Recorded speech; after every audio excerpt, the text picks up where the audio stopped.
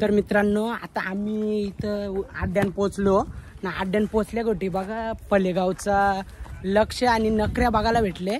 बघू त्यांची शर्यत जमले का विचारू त्याला।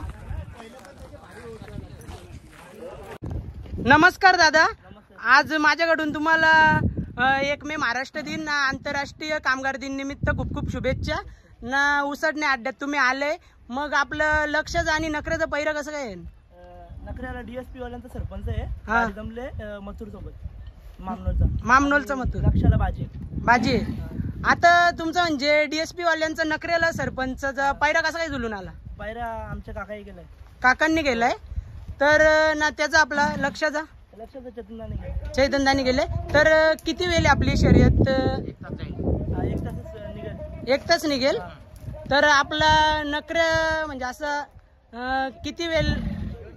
2 मिनिट। तर आपलं नखऱ्या किंवा लक्ष यातला सुट्टी मेकर कोण आहे? नखऱ्या बिना सुट्टीचा सुटतो, नखऱ्या सुट्टीची गरज नाही। लक्षाला अमित तारमले आणि संकेत जाधव सोडतो। तर आपल्या नखऱ्याच्या स्वभावाविषयी थोडा सांगा।